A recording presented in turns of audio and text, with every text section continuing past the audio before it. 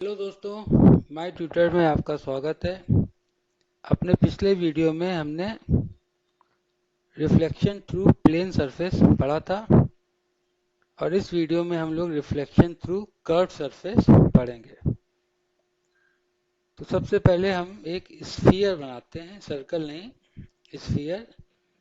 एक बॉल जो हम लोग खेलते हैं जिससे, वो क्या है, वो एक स्फीयर है। तो उस स्फीयर को हमने काटा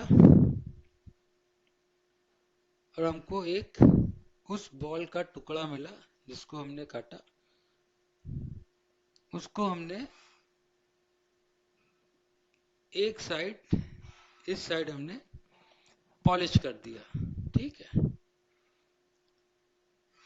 और ये हमारा रिफ्लेक्टिंग साइड हो गया। तो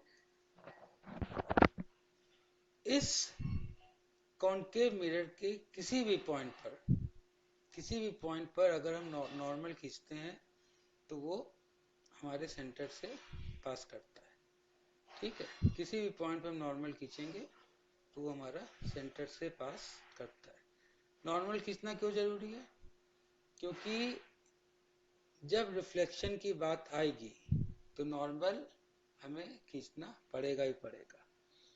तो एक लाइन हमने खींचा सेंटर से पास करते हुए, हॉरिजॉन्टल लाइन खींचा, तो हम देख रहे हैं कि वो लाइन क्या है,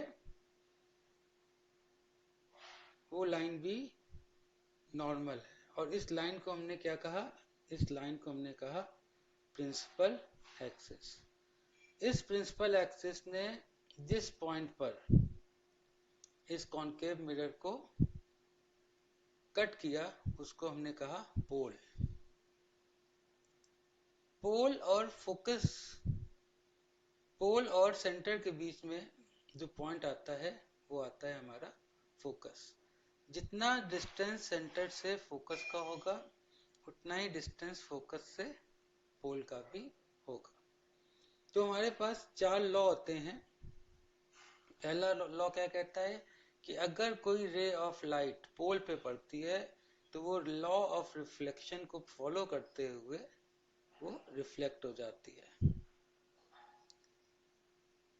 दूसरा लॉ क्या है कि कोई रे अगर प्रिंसिपल एक्सिस के पैरेलल है तो वो फोकस से पास कर जाएगी।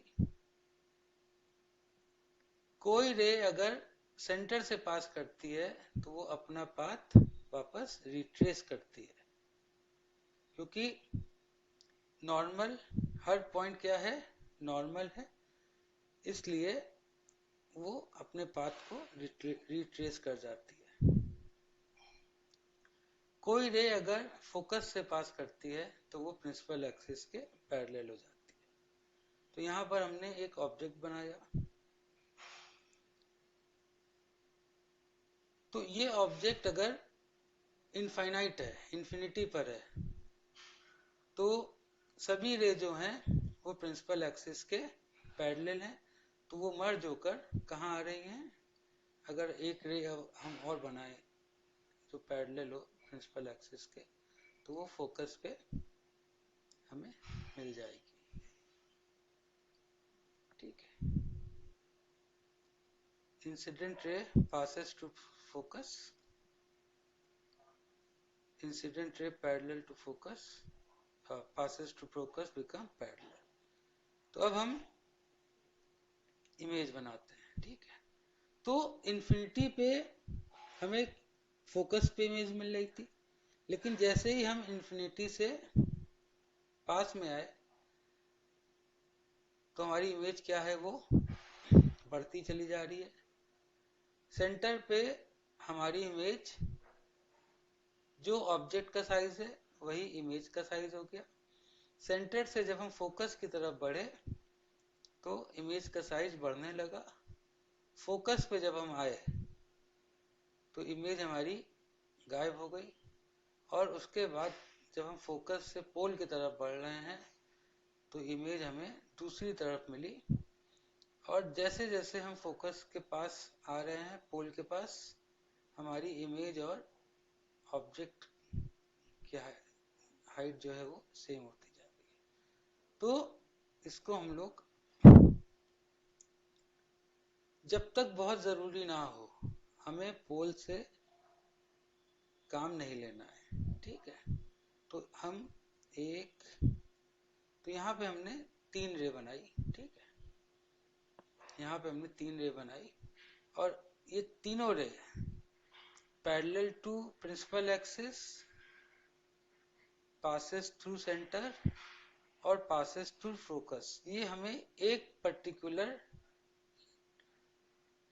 पॉइंट पर मिल रही है, ठीक है। तो सेंटर पे सेम डिस्टेंस हो गया, सेंटर से आगे आए, इमेज हमें बढ़ने लगी। फोकस पे क्या हुआ, लाइन जो है पैरेलल हो गई, कहीं मीट नहीं कर रही है। और जैसे ही फोकस से हम लोग आगे बढ़े तो इमेज हमको मिरर के दूसरे साइड मिलने लगी, ठीक है। तो ये हमारे हम अगर एक चीज ध्यान से देखें तो सेंटर पे ही सेंटर पे ऑरेंज लाइन जो है, जो सेंटर से पास करती है वो चली जाती है। और बाकी किसी भी पॉइंट पर अगर हम देखें, इवन जब हमारी इमेज बाहर आ जा रही है, दूसरी तरफ चली जा रही है, तो भी ऑरेंज लाइन काम आ रही है। तो कहीं पे भी हम देखें तो अगर हम 2 लाइन लें हमेशा कॉनकेव मिरर के केस में, एक पैरेलल लाइन जो फोकस से गुजर रही है और एक सेंट्रल लाइन, तो हमें ये नहीं सोचना पड़ेगा कि हम अलग अलग पोजीशंस पे कौन सी रे लें, ठीक है। तो एक रे को हम पास करवा दें फोकस से, जो पैरेलल होगी, प्रिंसिपल एक्सिस के पैरेलल फोकस से पास हो गई, और एक सेंटर से पास हो गई। तो किसी भी पोजीशन पर हम लोग, सिर्फ एक ये पोजीशन है यहाँ पे हम दोनों फोकस वाली यूज कर सकते हैं सेंटर पे, लेकिन और किसी भी पॉइंट पर जो सेंटर से हमारी लाइन पास कर रही है और जो प्रिंसिपल एक्सिस के पैरेलल है, उन्हीं 2 लाइन को हम लें, तो हमें ये डिसीजन लेने की जरूरत नहीं है कि हम किस लाइन को यूज करें, ठीक है। तो ये हमारा, तो अगर प्रॉपर्टीज की बात करें तो अगर सेंटर के इस साइड है अवे फ्रॉम द पोल,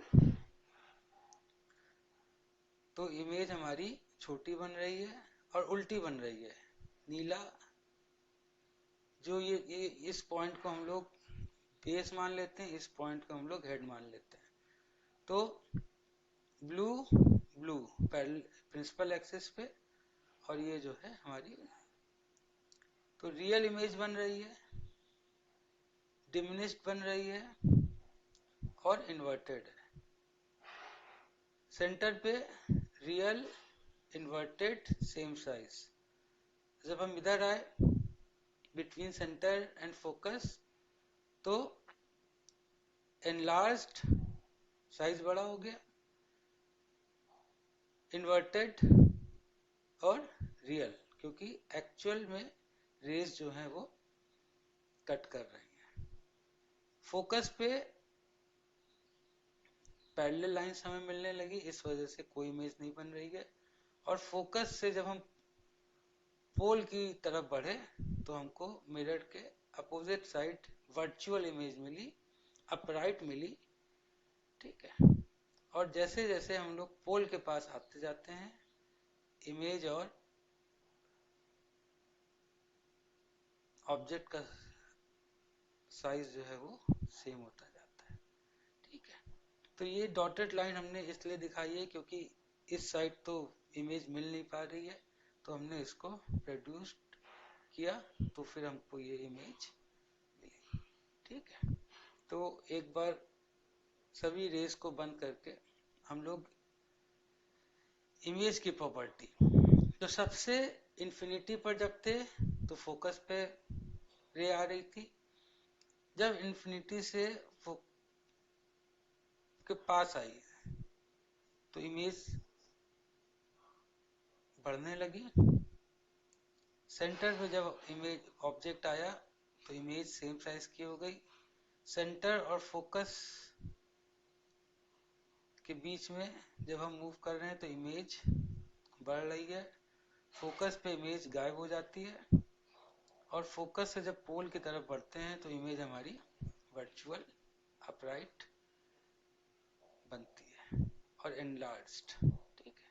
और पोल के जस्ट पहले इमेज और ऑब्जेक्ट का डिस्टेंस क्या होता है, हमारा सेम हो जाता है, ठीक है। तो इस तरह आप लोग इस वीडियो को देखिए तो कंफ्यूजन जो है नहीं रहेगा। और रे डायग्राम बनाने के लिए पैरेलल रे और सेंटर, ये दो रे हम लेंगे, ठीक है। तो हमें ये डिसीजन लेने में दिक्कत नहीं होगी कि हम किस पोजीशन पे किस रे का इस्तेमाल करें, ठीक है। तो नेक्स्ट में हम लोग कॉन्वेक्स मिरर देखेंगे। अभी के लिए इतना।